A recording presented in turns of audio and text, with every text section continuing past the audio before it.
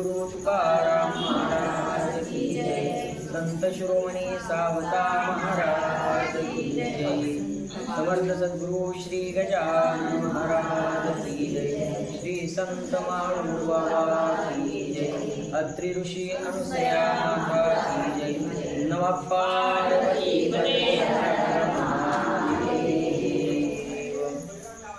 श्री काशीखंड अध्याय दुसरा आणि आपल्या व्हिडिओचा भाग सुद्धा दुसरा.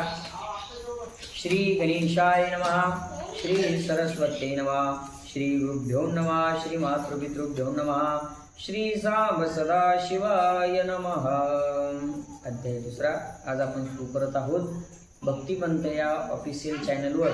आपण दररोजचे भाग क्रमशः या ठिकाणी पाहू शकता. ज्यांनी चॅनल सबस्क्राईब केलं नसेल त्यांनी सबस्क्राईब करून घ्या आणि इतर भाविकांना त्यांच्याही श्रवणामध्ये हा ग्रंथ येण्याकरता दररोज हा व्हिडिओ शेअर करत असा.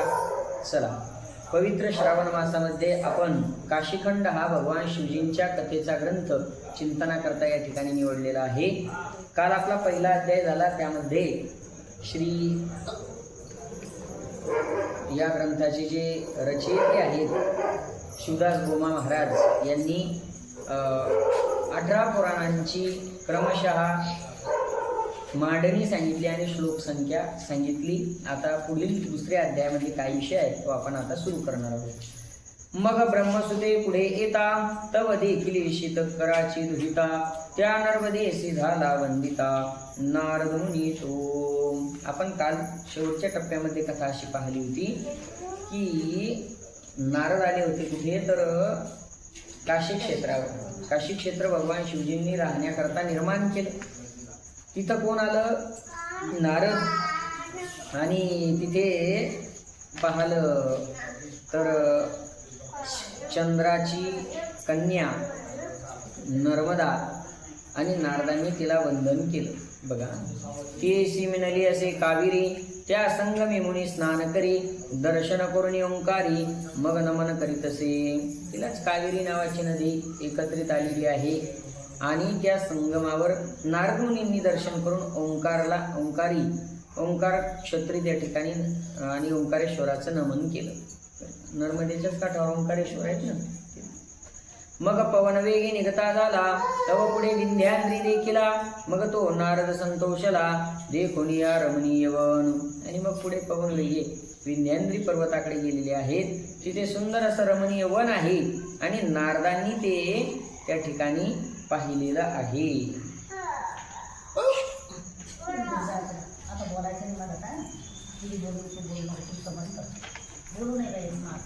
देखली गिरीची शिखरे, किती 21 खणाची दामोदरे, जैसी गंधर्व नगरे उद्भवली स्वर्गी. आणि अनेक गिरींची शिखरे पाहिलेली आहेत आणि त्या शिखरावर 21 खणांची घरे आहेत, गंधर्व नगरे आहेत. देखिल्या असंख्य वनस्पती, मज वर्णावया कैशीमती, परी संकलित शोते या प्रति करून निरूपण. असंख्य वनस्पती पाहिल्या, झाडं पाहिल्या, विली पाहिल्या. काय त्याचं वर्णन करावं, थोडक्यात काही आपल्या समोर सांगणार आहेत. नाना जातीचे वल्लीभार, वल्ली वेष्टित तरुवर, आंबर वृक्ष औदुंबर, सायगुळे अंजीर ते. बघा, वेली, मोठ्या मोठ्या वृक्षांना वेलीनं वेष्टन त्या ठिकाणी केलेलं आहे. वेली चढतात झाडावर. औदुंबर आम्रवृक्ष आहे, सायगुरे आहे, अंजीर आहे. पुढे या पटे धामणी, खदीर हरडे बेहाडणी, बोरांटिया शार्दूळ आणि नवचुंबिता संख्यात. पुढे आपटा, धामण, खदीर, हरडे, बेहडे, बोराट्या म्हणजे काटे आपली बोरी, अनेक अनेक अनेक त्या ठिकाणी आहेत. नवचुंबित म्हणजे आकाशाला भिडतील अशी. चिंचा, जांभळी, बदरी, बाभळी, नारंगी, घोटबोरी, राय, आवळे, भोकरी, सालफळी, बहुसाल, बिल्व वृक्षाची दाटणी, देवदार आणि टेंभुरणी, ताडमाड, मालिनी, कितकी, बिबी पांगारे. बघा, चिंचा, जांभूळ, बोर, बाभूळ, नारंगी, राय, आवळे, अनेक. आता हे जुने वृक्ष आहेत, आता तर काही नामशेष झाले. बेलाचे झाडं फार उंच उंच दाटलेले, देवदार, टेंभुर्णी, ताड, माड, मालिनी, केतकी, बिबीचे झाड नाही का, पांगरे, पांघरा आहे ना, हे सगळे जुने हे वर्णन यामध्ये आहे. फणसी गंभीरी नारी केळी कल्पित वृक्ष कर्पूर कर्दळी मांदार वृक्ष द्राक्ष फळी फळती आबहुसार जाई जुई आणि केतकीती मोगरी शतपत्रा मालती बकुळ शेवंती बहुजाती आणि परिजातक. बघा किती सुंदर त्या विंध्यागिरी पर्वताजवळ हे सगळं वन त्या ठिकाणी फुललेलं आहे. जाई जुई केतकी मोगरा शेवंती बकुळ पारिजातक ऐशा वनस्पती सांगता स्कंद पुराणी असे विस्तीर्णदा परिसंकलित बोलिलो श्रोता श्रवण केले पाहिजे. भरपूर आहे. मग आता सर्व सांगितल्यावर आपला ग्रंथ वाढेल, मुख्य विषय बाजूला राहील. म्हणून श्रोत्यांनी मी थोडक्यात सांगतो तेवढं तुम्ही लक्षात घेतलं पाहिजे. ऐसी ते वनस्पती श्रिया वसे पूर्ण विंध्याद्रीची या ठाया तरी ते आता वर्णावया कैसी मधी मजासे तरी ते वनश्रिया आता कैसी रचिजे हस्तपादादिकेसी अंबरभूषणे दिजेतीसी ती काय सी कवन ना तरी लक्ष्मीचे भूषण आणि जे त्याची वनश्रीशी दिजे एरवी आणखी काय मिळविजे कोठूनी तरी श्रोतये. त्या वनश्रीला त्या वनदेवतेला जर अलंकार घालायचे ठरवले तर कोणाचे घातल्या जाईल तर ते म्हणतात साक्षात लक्ष्मीचे आभूषण लक्ष्मीचे अलंकार त्या वनस्त्रीला त्या वनाला घातले तर तेही कमी पडतील. मग तुमच्या आमच्या गळ्यातले अलंकार निघून होईल का भरपाई? इतकी सुंदर ती वनश्री वनराई त्या ठिकाणी भरलेली आहे. ऐसा जरी बोलावा प्रश्न श्रोता तरी बहुचक्षण ती लक्ष्मीची भूषणे मिळवून केवी घडवेल वनश्रिया. श्रोते म्हणतील हो लक्ष्मीची भूषणे कशी एकत्र केल्या जाईल, कशी मिळवल्या जाईल आणि कशी तिथे नेल्या जाईल. तरी असो द्वैतवाणी आता असे जे स्कंद पुराणी त्याची लेव श्रवणी श्रोतयाचे आदरे. असो आता द्वैत वाद केल्यापेक्षा आपण स्कंद पुराणामध्ये जे आलेलं आहे ते बघू. वनश्रेयची भूषणे आणली तेने लक्ष्मी शृंगारिली की ते विष्णुकांतावगी घडिली वनस्पतीची पये. आणि मग त्यांनी काय केलं तर या वनशोभा जी वनश्री आहे तिचे सगळे भूषण काढून लक्ष्मीला आणून त्या ठिकाणी शृंगार. बरं का, वनातले सगळे ते भूषण आणलेत आणि इतकी सुंदर दिसू लागली वनस्पतींनी भरलेली लक्ष्मी माता. तरी वनस्पती कैसी ते कवन वृक्षवल्ली धान्यादी तृण तेथे हरिहरविरांचीचे मन विश्रांती पावे सर्वदा. तरी ते दिव्य वनस्पतीची आरंभिली कांता हरीची हे होय नवश्रियेची सहोदरी साक्षात. दिव्यवल्लीचे जे फळ तिची काय वनस्पतीचे मुळ त्या तळी जे कर कमळ की जे तरंबा पुष्पाचे केळीचे फुलं आदी आदी आदी सगळं आणून लक्ष्मीला ते अर्पण केली आहे. ब्रह्मवृक्षाचे जे पुष्प त्याची काय वनस्त्रियेचे नास पैरदुर्यवल्ली सुहास्य अधर फुट सर्वता. आणि मग ती लक्ष्मी साक्षात कशी आहे ते सांगायला लागले. जणू काही त्या ठिकाणी तिचे करकमळ म्हणजे काय आहेत तर तिचे करकमळ म्हणजे केळीचे फूल आहे. तिचं नाक म्हणजे काय आहे अगस्ती वृक्षाचं फूल म्हणजे तिचं नाक आहे. वैडूर्यवल्ली काही वेगवेगळ्या ज्या वल्ली आहेत म्हणजे वेली आहेत ती त्याचे अधर आहेत म्हणजे ओठ आहेत. दिव्य तेजोमय जी कमळे वरी मिनले सुनीळ आली कुळे तिची जाना चक्षु बुबळे वनश्रियेची शोभिवंत. आणि कमळांची जी फुलं आहेत ना ती जणू काही त्या वनदेवतेचे बुबळ आहेत डोळ्यामधले सुंदर. दाढी मी बीजे दशना मध्ये सोली व दळाची रसना दिव्य तेजभूषण श्रवणा तरुण वृक्षगर्भाचिया. हो डाळिंब आहे ते डाळिंबामध्ये दाणे असतात ते जणू काही त्या वनश्री मातेचे दाता आहेत सुंदर सुंदर आणि सुंदर त्या ठिकाणी तारुण्य. कपित तरुची फळे सदट ती वक्षस्थळीची पीनकुट ऊर्ध्वोदरी रोमरेखा सुबट केतकी दळ गर्वीचे तैलपुष्पाची सखोल नाभिदान रंभास्तंभ दिव्य चरण आता जे अंबरभूषण ते कवन कायसे.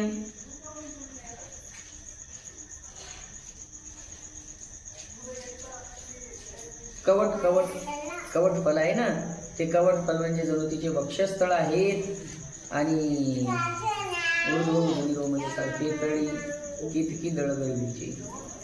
खूप सुंदर त्या ठिकाणी त्यांनी वर्णन केले. तैलपुष्प म्हणजे तिचे सखोल नाभी आहे आणि अंबरभूषण अंगावरचे वस्त्र कोणते आहेत पोत प्रोत सुरंग वस्त्रे तिची शुद्ध कायसी वस्त्रे सुवर्ण भळिकेची मणिकी विचित्रे तोची हार कंठी सुवर्ण फळाय ते माणिक ते जणू तिचे कंठातले हार आहे द्रुमलता जे अचळू तेची वनस्पतीचे पट्टकुळू चंपक वृक्षाचे जे कमळू तेची मुक्तनासिका ब्रह्मदंडाची या कळिका त्या वनश्रीची अंगोळिका त्याच परी रत्नजडित मुद्रिका रुद्राक्ष फळ तरुचिया हो ते रुद्राक्षाचं झाड असतं ना ते रुद्राक्ष फळ म्हणजे जणू काही बोटातल्या रत्नजडित अंगठ्या त्या वनस्त्रियेच्या आहे सुवर्ण कमळ विकासे तेची वनश्रियेचे मोळे विलसे भाळी कुंकुम रेखिले दिसे डाळिंबी पुष्पाचे डाळिंब पुष्प ते लाल भडक असतं डाळिंबाचं फूल ते जणू तिनं कपाळावर त्या ठिकाणी कुंकुम लावलेलं आहे लक्ष्मी वनश्रिया आपण हे वनस्पतीची घडली संपूर्ण मग ती येसी समर्पण केली नंदीने हरिसी अशी लक्ष्मी वनस्पतीनं परिपूर्ण त्या ठिकाणी भरलेली आहे वनस्पतीची घडली संपूर्ण मग ती येसी समर्पण केले नंदीने हरिसी मग त्या लक्ष्मीला असं संपूर्ण त्या ठिकाणी सजवून नंदीने हरीला समर्पण केलं असं सांगण्यात आलं नंदीमुखी जन्म कमळ जेसी तरी वनस्पतीची घडली कैसी ते संकलित श्रोतयासी करू निरूपणावधारा बघा तिचा जन्म सांगितला नंदीमुखी कोणाचा त्या वनस्त्री रूपी लक्ष्मीचा कमळजा म्हणजे लक्ष्मी मग ती वनस्पतीनं कशी घडली तर त्याचं कारण थोडंसं ते या ठिकाणी आपल्याला थोडक्यात सांगणार आहे काय का महाप्रळयाचे अवसानी देवासी होतसे महापळणी ते काकुळती लागती भिवनी रिगती गिरिकंदरी महाप्रलय होत असतो जेव्हा युगांत होतो आणि महाप्रलय होतो त्यावेळेस सगळे देव त्या ठिकाणी पळायला लागतात आणि काही गिरिकंदर त्या ठिकाणी गुहेमध्ये लपायला पळतात देव सुद्धा तै ब्रह्मादिका होतसे वळसा तेजुनी शक्ती गृह वेवसा मग भांबावती दशदिशा मौने महादादी अहो सगळीकडे महाप्रलय होतो ना आपण सर्वसामान्य या भूतलावर तर काहीच राहत नाही सगळ्या सृष्टीचा महाप्रलय होतो नवीन जडणघडण व्हायची असते त्यावेळेस ब्रह्मादिक देव सुद्धा पळायला लागतात त्यांनाही काही सुचत नाही अहो त्यांच्या घरातल्या आपापल्या सगळ्या शक्ती सोडून सगळे भांबावतात इकडे तिकडे दाही दिशा फिरतात पंचमहाभूतही स्थिर राहत नाही तै लक्ष्मी विसरे हरी मग बोबाईत दीर्घस्वरी अहो वनश्री अवधारी शरण आले तुझ लागी आणि ती लक्ष्मी हरीपासून दूर जाते लक्ष्मी सुद्धा दूर जाते ती आणि मग ती त्या ठिकाणी ओरडते दीर्घस्वरी की हे अहो हरी आपण कुठे आहात मग ती वनश्रीला त्या वनदेवतेला शरण जाते अहो वनस्पती सकळजनी श्रीहरी गेला मज सोडून तुम्ही रक्षावे मज लागुनी म्हणून आले या ठाया आणि अशा प्रलयाच्या वेळेस ती लक्ष्मी माता जेव्हा श्रीहरी तिच्या जवळून दूर जातात किंवा ती आकांत करते आणि त्या वनस्पतींना प्रार्थना करते की मी श्रीहरीपासून दूर गेले म्हणून आता तुम्ही मला त्यांच्या जवळ करा माझं रक्षण करा ते सर्व शृंगारेसी कामिनी राहिली वनस्पती घटी व्यापुनी जैशी शुक्ती करवी असे खाणी मुक्ता फळाची पै आणि मग ती असा सर्व शृंगार तिथं करून ती कामिनी म्हणजे लक्ष्मी माता त्या वनामध्ये त्या ठिकाणी राहते ज्याप्रमाणे शिंपल्याच्या गर्भामध्ये जसा मोती वसावा तसं ते 101 संवत्सर जप्ती वरुणाग्नी समीर करावया लागे संहार चौखानीचा एकदाची आणि 100 वर्ष काय होतं माहिती 101 संवत्सर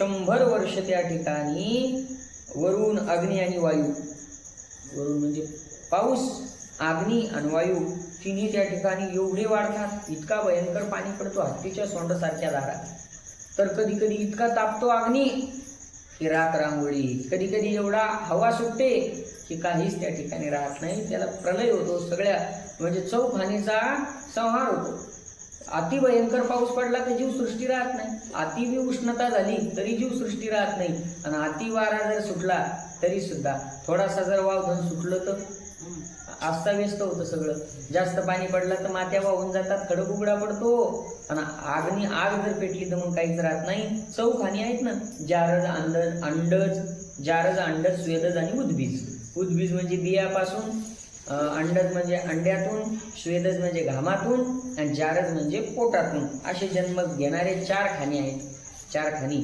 सगळ्यांचा नाश होतो. मग येता प्रळयाचे अवसान तेव्हा वनस्पती बक्षितो वरून मग शतवर्षे वृष्टी करून विनाश करी. मग प्रळयाचा वारा त्या ठिकाणी सुटतो आणि वनस्पतीचं भक्षण करतो पाऊस. 100 वर्ष वृष्टी होती महाभयंकर. 100 वर्ष पाऊस पडतो. कधी होत असतं हे सगळं? जेव्हा प्रलय काळ होतो तेव्हा. म्हणजे 4 युग पूर्ण झाले.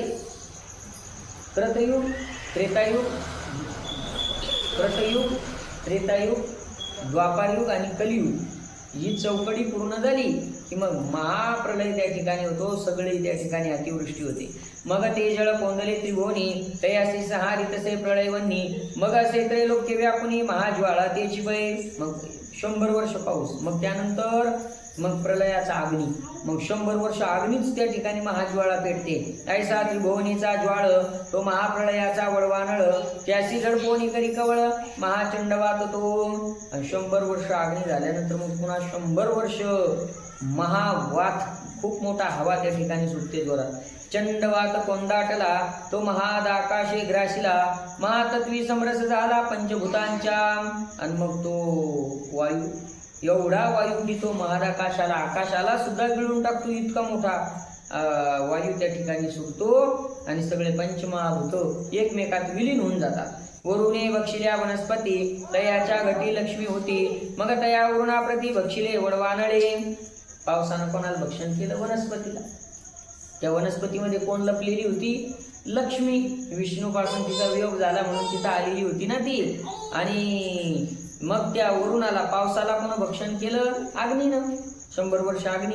मग ते त्रिभुवनीची ज्वाळा लहरी चंडवात बक्षी धडकरी. मग राहिले तया भितरी बीजलक्ष्मीचे. मग त्या ज्वालेला हवा वायू भक्षण करतो आणि मग त्या वायूच्या मध्ये ते लक्ष्मीचं बीज तिथं राहतं. तई या तिहीचा अवतार उद्भवला नंदिकेश्वर. मग तयाचे मुखी उद्भवला जन्मांकुर लक्ष्मीचा ते वेळे. आणि ते म्हणतात या तिन्हीचा अवतार म्हणजे नंदिकेश्वर आहे. वरुणाचा म्हणजे पाण्याचा, अग्नीचा आणि वायूचा या तिन्हीचा अवतार म्हणजे नंदिकेश्वर. आता हे काशीखंड आहे. याच्यातल्या आपल्याला आगळ्या वेगळ्या कथा आपल्याला ऐकायला मिळणार आहेत. आपल्याला माहिती नव्हतं अजून. आणि या काशीखंडात अशा अनेक कथा. आणि मग त्या नंदीच्या मुखातून लक्ष्मीचा जन्म सांगितला. मुखकमळी लग्न लक्ष्मीसी म्हणून कमळचा नाम तियेसी. मग ते समर्पिली विष्णूसी नंदिकेश्वरा ते दवा. मुखकमळी जन्म झाला ना. मुखातून नंदीच्या मुखकमळातून जन्म झाला म्हणून कमळजा. त्या मुखकमळातून ती जन्माला आली म्हणून तिचं नाव कमळजा असं ठेवण्यात आलं. आणि नंदिकेश्वराने ती कोणाला अर्पण केली? ज्याची त्याला म्हणजे हरी विष्णू परमात्म्याला ती अर्पण केली. नवलकर्णी कर्तयाची कोणा नकळे सर्वथाची. मग पाये भावार्थ सत्याची कैसे काय योजितो. काय नवल आहे त्या कर्त्या परमात्म्याचं की त्याची लीला ही कोणालाच कळत नाही.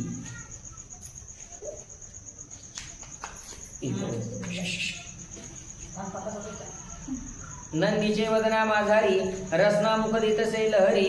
लक्ष्मी उद्भवली ते सागरी म्हणून सिंधुदा नाम पावली. नंदीच्या वदनामध्ये रसना म्हणजे जीभ आहे ना, जीभ. आणि ती जीभ रसना म्हणजे आता आपली जी जीभ आहे ही कोरडी का नाही, ती तो ओलावा आहे ना, रस आहे ना, रस पाचन रस आहे. जिभेमध्ये कोणता रस आहे? पाचन रस. आपण जे अन्न खातो, अन्न खाता खाता त्यामध्ये पाचक रस मिसळतो, त्याला आपण साध्या भाषेत लाळ म्हणतो. म्हणून त्याचं पचन होतं. मग ती रसना आहे ती म्हणजे समुद्र आहे. नंदिकेश्वराची जीभ म्हणजे तो समुद्र आहे. म्हणून ती तिथून जन्माला आली म्हणून तिचं नाव सिंधुजा म्हणतात. समुद्रातून जन्माला आली असं म्हणतात ना. सिंधूची कुमारी आहे ना ती, मग तो सिंधू. ऐसी प्रळयाची जे अत्यंत युक्ती महालक्ष्मी सांगे अगस्ती प्रती. ते कथा असे जी पुढती महाप्रळयाची. अशी प्रळयाची ही कथा महालक्ष्मी माता अगस्तींना सांगणार आहे, ती पुढे येणारच आहे. हे सांगावया काय कारण नारदे देखील विंध्याद्रीचे वन. म्हणून आता सांगितले गुणवर्णन लक्ष्मी वनश्रीचे. हे का सांगितलं? नारदाचा प्रवास सुरू आहे. विंध्याद्री पर्वतावर नारद आले आणि तिथून त्यांनी ती वनश्री पाहिली आणि म्हणून हे तुम्हाला सांगितलं. तरी आता वनश्री येसी मंदिरे दामोदरे पाहिजे तर जैशी ते वनस्पतीमध्ये कवन कैसी ते करू आता निरूपण. आता त्या वनश्रीमध्ये त्या लक्ष्मीला तिथे सुंदर घरे त्या ठिकाणी पाहिजे. कोणत्या वनस्पतीचे आहेत कसे आहेत ते ऐका. नाना जातीचे दिव्य तरुवर एका माझी एक गुंतले अपार तेथे मार्तंडाचे सहस्त्रकर संचोरो न शक्ती सर्वदा. नाना जातीचे मोठे मोठे दिव्य तरुवर आहे. कुठं आता पुन्हा तिथं या त्या विंध्याद्री पर्वताच्या वनाचं वर्णन सुरू आहे ना तिथं, की ते एवढे एकामेकामध्ये गुंतलेले आहेत की सूर्याचं किरण सुद्धा खाली येत. इतकं घनदाट जंगल आहे ते. गिरिमस्तकीची निरे तळवटा धावती उरगाकारे तेने भरली ती सरोवरे पूर्णमृची. गिरीच्या मस्तकावरून येणारं पाणी, पर्वताच्या डोक्यावरून घसरून येणारं पाणी, त्याने खालचे सरोवर भरले. तेथे क्रीडती हंस चकोर आणि दीर्घध्वनीचे मयूर तेथे उद्भवती पंचमस्वर कोकिळ आदी पक्षियाचे. तिथं त्या सरोवरामध्ये हंस आहेत, मधुर ध्वनी करणारे मयूर म्हणजे मोर आहेत, आणि पंचम स्वरामध्ये कोकिळेचं सुद्धा गोड गायन त्या ठिकाणी सुरू आहे. तेथे नाना जातीची या शब्दध्वनी की त्या श्रुतीत राहटती वैखरींनी त्या वनश्रीयेचे भवनी होत असती गायने. काय आता लेकर ते समजत नाही आपण किती सांगितलं. तुम्ही लेकर कशासाठी आणली की त्याच्या निमित्तानं लवकर घरी जाता येईल त्याच्याकरता. गोपाल कृष्ण भगवान की जय. तेथे नाना जातीच्या शब्दध्वनी की त्या श्रुतीत राहटती वैखरींनी त्या वनश्रियेचे भवनी होत असती गायने. तेथे पर्वताची महाकंदरे वरी द्रुम पटले शिखराकारे तीच काय होती दामोदरे वनश्रियेची. ब्रह्मकुमिदिनीची कमळे तीच विकासली इंदुकोटी मंडळे त्याची वेठलेली नक्षत्रे सगळे त्या श्वेत पुष्प याती. सगळे पुष्पांचं सगळं वर्णन केलेले. पांढऱ्या रंगाची फुलं आहेत खूप. चंपक वृक्षाची फुले उदित त्याची दीपिका ज्योती तेज बहुत तेथे षटपथ झेपावत तेची होती तेथे पतंग. त्या फुलांवर अनेक प्रकारचे षटपथ म्हणजे भिंगे इकडे तिकडे गुंजारव करत आहे. ऐसे वाखानिता वनश्रीयसी उपमान पुरे त्रैलोक्यासी नाना सुगंध जातीसी कवन श्रद्धा कैसी करी. ऐसा तो विंध्याद्री आपले धामी द्विरूप मन विजय स्थावर जंगमी तेने ब्रह्मपुत्र देखील मी येता नारद मुनी तो.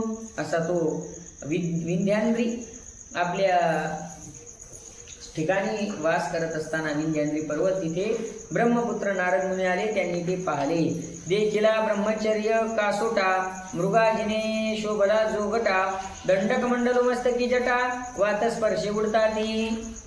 ब्रह्मचर्याचा कासोटा घातलेला आहे. कासोटा म्हणजे त्यांनी ते ब्रह्मचर्य धारण व्हावं म्हणून त्या ठिकाणी बांधलेलं आहे. काय म्हणतात बघा त्याला, पोरं बांधतात ते मल्लखांब खेळताना लंगोट. ब्रह्मचर्याचं कौपिन लंगोट ज्याला म्हणतात ते. मृगाचं कातड सोबत आहे आणि जोग्याचा वेश धारण केला. नारद संन्यासी आहे, भगव वस्त्र घातलेले, हातात कमंडलू, मस्तकावर जटा वगैरे सगळं. ऐसा अवधूत योगीराज तो महाज्ञानी त्रैलोक्य पूज्य दिव्य देही दिव्य तेज सूर्यमंडळ दयापरी. ऐसा तो ब्रह्मचारी जगदवंद्य जवळी आला मुनी नारद मग त्याने दिला आशीर्वाद विंध्यांचळासी. नारदांच्या जवळ आले. नारदांनी साष्टांग प्रणिपात विंध्यांचळांनी प्रणिपात केला. नारदांनी आशीर्वाद दिला. मग विंध्याद्री बद्ध करेसी नमस्कारी नारदासी म्हणे सकळ जन्म आजीचे दिवशी आले मुनी मम ठाया मम आले क्षेमालिंगन विंध्याद्री करिता झाला स्तवन म्हणे सफळजी माझे जपत पस्साधन जे दर्शना सोय आले ती. धन्य आहे माझं जीवन. तुम्ही स्वतः माझ्या घरी चालून आले. आणि नारद विंध्याद्रीकडे स्वतः त्या ठिकाणी आलेले होते. वा. जन्मांतरीचे यज्ञ होम साधिले होते व्रत नियम ते आजी सुफल झाले नाम धरा माझे की. आणि अनेक जन्मांतरित मी केलेले जे पुण्य आहे ना ते आज सफल झालं. यज्ञ सफल झाले आणि माझा आज नावही त्या ठिकाणी मी सर्व पृथ्वीला आधार म्हणून मला विंध्याद्री म्हणता. माझा आज ते शब्द त्या ठिकाणी सफल झाला. तरी माझे नाम जे धराधर तेने धन्य देखील योगीश्वर आजी माझा पुण्य तुर्वर फळला असे बहुबळी. आज माझं पुण्य फळलं. नुसतं पुण्य असावं लागत नाही की पुण्य फळाला यावं लागतं. पुण्य आता सोयाबीनला फुलं लागली, सोयाबीनला फुलं लागून किती फुलं लागली म्हणजे आपलं उत्पन्न वाढेल. फुलं भरपूर लागली पण त्या फुलाच्या शेंगा किती होतात तेव्हा आपलं त्या ठिकाणी उत्पन्न वाढेल. म्हणून ते शेंगा लागूनच फायदा आहे का? त्या शेंगा पूर्णपणे फळं धारणा त्याची झाल्यानंतर शेवटच्या अवस्थेपर्यंत त्या गेल्या म्हणजे तेव्हा त्याचा फायदा. तसं ते जमा केलेलं ते पुण्य फळलं पाहिजे. पुण्य फळले बहुता दिवसा, भाग्य उदयाचा ठसा, झालो सन्मुख तो कैसा, संत चरण पावलो. संताची भेटी पुण्य फळल्यानंतर त्या ठिकाणी होते. तसं विंध्याद्री म्हणतो नारदा तुम्ही माझ्या घरी आले म्हणजे साक्षात माझं सगळं पुण्य ते फळाला आलेलं आहे. ऐसी विंध्याद्री स्तुती करीत पासो परिसोनी विश्वासला ब्रह्मसुत, एक क्षण राहून निवांत लाविले नेत्रतयाने. विंध्याद्रीनाशी सुंदर स्तुती केली. नारदाने एक क्षणभर डोळे त्या ठिकाणी लावले. जेवी समरी लागता शस्त्रघात, महाक्षत्रिय होय मूर्छित, तैसा तो कोचला ब्रह्मसूत विंध्याद्रीचे वचनी. आणि एक क्षणभर डोळे लावले. नारदांनी पाहता एक शब्द थोडासा खोचल्यासारखा झाला नारदांना. काय होतं बाबा?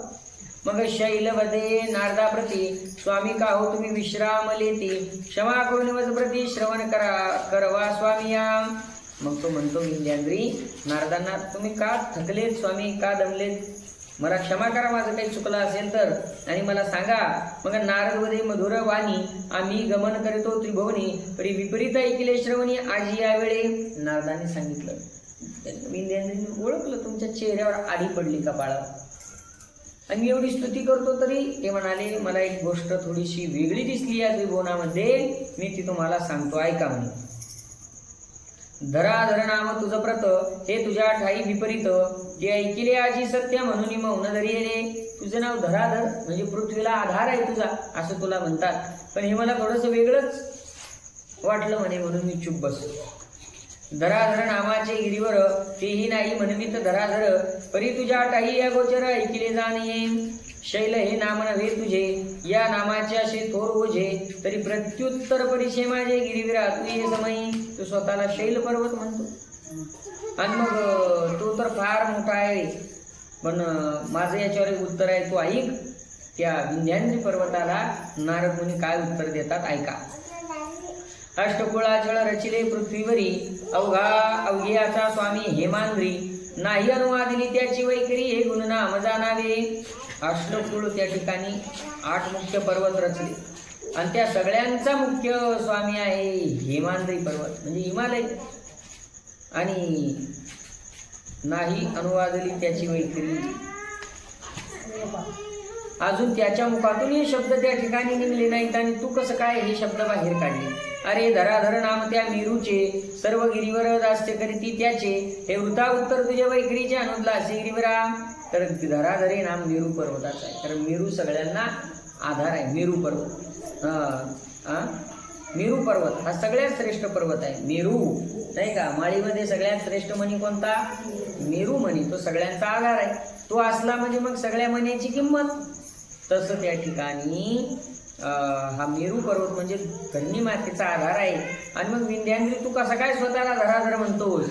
मग विंध्याद्रीमध्ये प्रत्युत्तर कायजी वाखानिता मेरू गिरीवर, मजोनी महिमा तोर कैसा पाहू आजी तो. विंध्याद्री म्हणतो तो कसला श्रेष्ठ आहे माझ्यापेक्षा, श्रेष्ठ मीच आहे म्हणे. आणि हे जर तुम्हाला पाहायचं असेल तर पाहू म्हणे आज काय आहे तर कोण श्रेष्ठ आहे ती. मी समर्थ विंध्यांचळ, मजसी तोन तुळे उदयाचळ, अग्नी कोणीचा महामौळ, लिंग पर्वत तो असे. मी सगळ्यात श्रेष्ठ विंध्य पर्वत आहे. माझ्यासोबत मेरू पर्वताची तुलना करता येत नाही. सूर्याचा उदय सगळ्यात पहिला मेरू पर्वताकडून होतो म्हणून त्याला उदयाचळ असं म्हणतात. आणि तो आग्नेय कोण जो आहे त्या आग्नेय कोणामधले जेवढे शिखर आहेत म्हणजे त्याला लिंग पर्वत म्हणतात, ते सगळे माझ्यापेक्षा कनिष्ठ आहे. मी सगळ्यात श्रेष्ठ आहे असा अहंकार कोणाला झालेला आहे? विंध्य पर्वताला झालेला आहे. दक्षिणेस असे मैलगिरी, त्यावरी चंदनतरू वेष्टिले विखारी, इतुकेने तू मही मासरी केवी पावेला मुझी. इकडे दक्षिण दिशेला कोणता पर्वत आहे? मलयागिरी. किंवा मलयाचळ किंवा मलयागिरी मैलगिरी असं म्हणतात. चंदनच आहे सगळे त्याच्यावर. तेवढ्या चंदनानं तो श्रेष्ठ होणार नाही. आमच्यापेक्षा मोठं कोणी नाही असा अहंकार झालेला आहे. ते शब्द नारदा ऐकत होते. हे मग कुठासे नैऋत्य कोणी तो क्षितिकुटचे आमचे म्हणे इतकेने तो आमुनी केवी तोर म्हणवी तसे. तो हेमकूट नावाचा नैऋत्य कोणात पर्वत आहे तोही आमच्यापेक्षा कनिष्ठ आहे. पश्चिमे असे गंधगिरी गंधर्वंती त्या पाठारी इतकेना आमची सरी कैसी पावेल कळेना. पश्चिमेला गंधगिरी गंधर्वाचा आहे तोही किती मोठा झाला तर आम होणार नाही. वायव दिशेस असे षटपर्वत त्यावरी बसत असे मारुत इतकेने तो महिमेत केवी मजूनी आगळा. इकडं वायुव्य दिशेला षटपर्वत आहे तिथे मारुत म्हणजे पवन त्या ठिकाणी राहतो पण तोही आमच्यापेक्षा श्रेष्ठ नाही. उत्तरे क्षीरार नावाचे तिरी पर्वत असे मंदरगिरी त्याचे मस्तिकी त्रिपुरारी होता 80 सहस्त्र वर्षे. उत्तर दिशेला क्षीरार नाव आहे तिथं मंदरगिरी पर्वत आहे तिथं भोलेनाथ त्या ठिकाणी राहायचे असं वर्णन होतं 1000 वर्ष.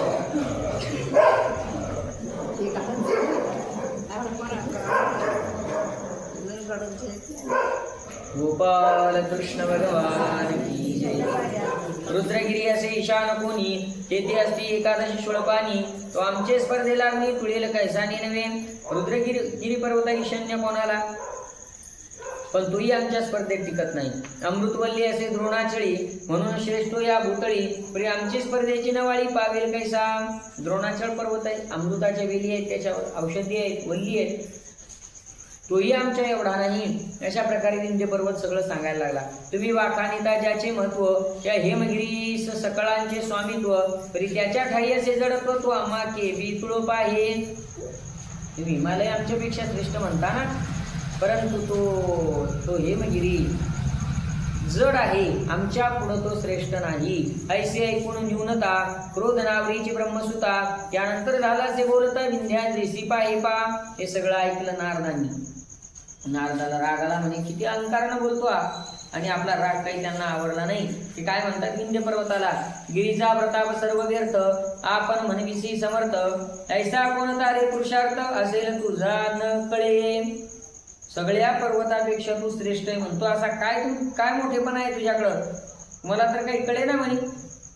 पुढीला अशी बोले अपमानी आपला सांगे पराक्रम सद्गुणी तो जन्म पावे अधमकानी शुक्रादी पशुयातीचे. तुला माहित नाही अरे समोरच्याचा अपमान करायचा आणि आपला पराक्रम मोठा म्हणून सांगायचा तर त्याला अधम खाणीमध्ये खालच्या दर्जाच्या कुळात जन्माला यावं लागतं. कोणत्या सुगर म्हणजे डुक्कर आदी ज्या काही खाणी आहेत अशा पशुच्या खाणीमध्ये जन्माला यावं लागतं. म्हणजे मी श्रेष्ठ बाकीचे सगळे माझ्यापेक्षा कनिष्ठ असा अहंकार झाला की मग असं होत असतं. आपणा असं नसे ज्ञान त्रिशुद्धी पुढीला ते नाना वृत्ती प्रबोधी नु म्हणजे वेदार्थाची शुद्धी तो हो येवन सुकर. आपण सगळ्यात ज्ञानी पुढच्यांना काहीच येत नाही असं जर त्या ठिकाणी म्हणत असेल तर तो रानडुकराचा जन्म त्याला प्राप्त होतो. अहंकार एवढा अहंकार नको. फुकटाची मान्य होईल लोकासी पुढीलाचे महत्व निर्भत्सी तो बोलीजे महामूर्खेसी तो मूर्ख एक सहस्रात. पुढच्याचा मोठेपणा तो मोठा असूनही कमी करायचा ना आपलाच मोठेपणा सांगायचा. तो 1000 मूर्ख जन्माले आले की मग आयत येत असतो. इतका मूर्ख असतो महामूर्ख म्हणावं त्याला. सुबुद्धीचा नेने विचार आणि धरी जाणीवेचा अहंकार तो होईल राज्यधर वृक्ष कोठरीचा. सुबुद्धीचा तर काही विचार नाही पण अहंकारानं जाणीवेनं त्या ठिकाणी तो राजा होईल वृक्ष कोठरीचा म्हणजे जंगलात वृक्ष होईल एखादा. सत्यासी म्हणे हे वृता आणि खंडिजो शुद्ध वेदार्था तो जायची यमपंथा चंद्रार्थवरी जाणपा. जे खरंय त्या खऱ्याला खोटं म्हणायचं आणि वेदाचं सुद्धा खंडन करायचं तो यमाच्या पंथानं जाईल. यमाचा पाहुणा प्राणी होईल.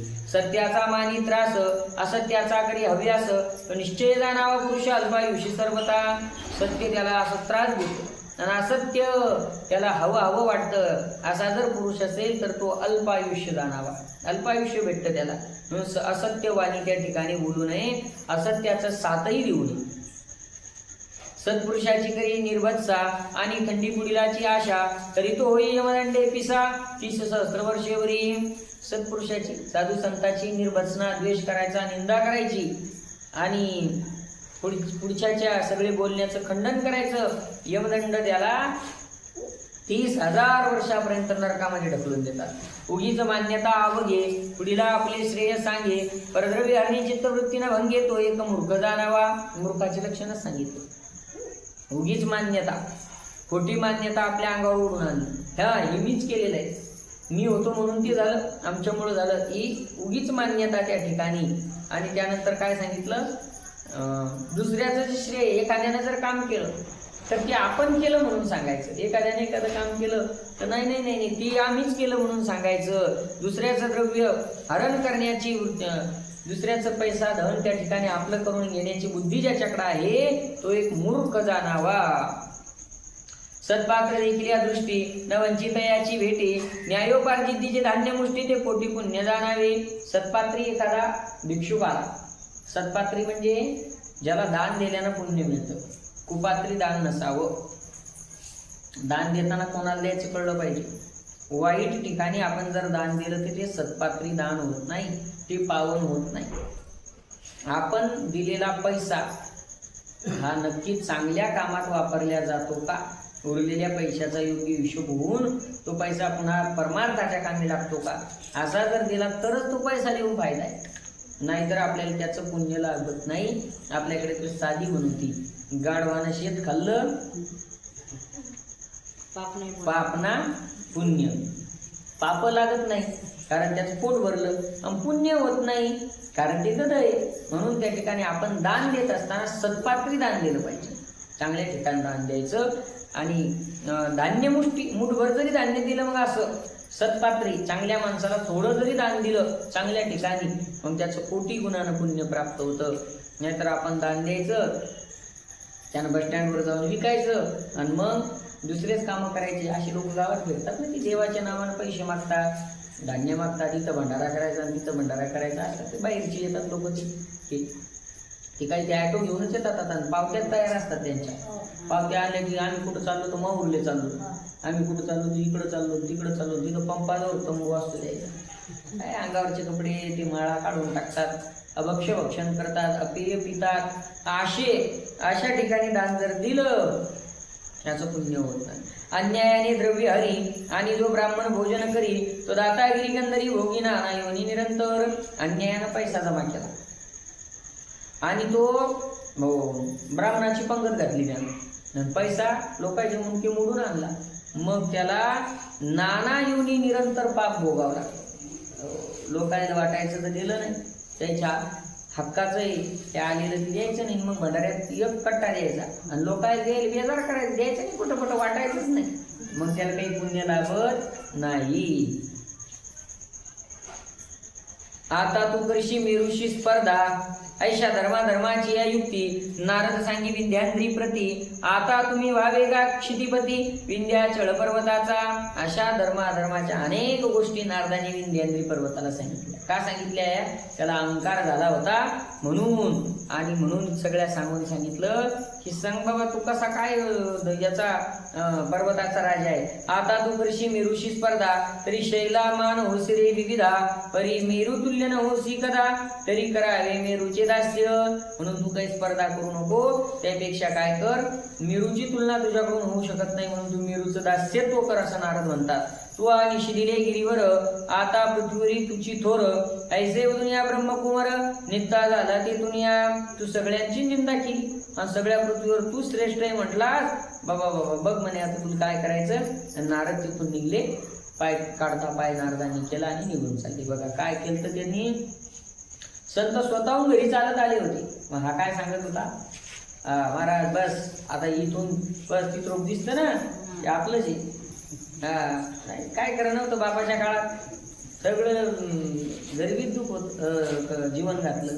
पण जेव्हा पट्ट्याच्या अधिकारवर आला तेव्हापासून हे सगळं साम्राज्य, चला वरचं ताळ पाहायला, चला त्याच्यावरचं ताळ पाहायला, निवडून मार झालो तू असं दाखव. त्याला असं म्हणून करत नाही, त्याचं दाखव असं वाटतं, हे दाखव ते दाखव.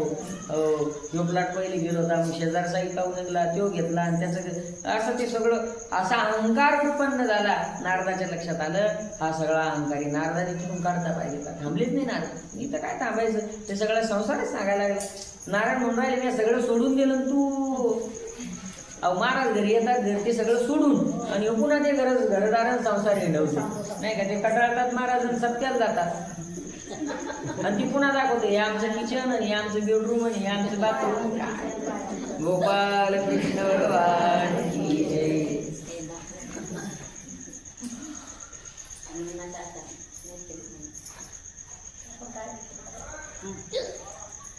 आता स्वस्त नांदगा आपुले मंदिरी तू एक थोर पृथ्वीवरी ऐसे म्हणून या झडकरी निघाला मुनी नारद तो. आता ते बोलले नारद थोडं चालतात राय बाबा तुझ्या घरी स्वस्त राहा, कारण तू आता सगळ्यात श्रेष्ठ जी म्हणे पृथ्वीवर असं सांगितलं. नारद निघाले.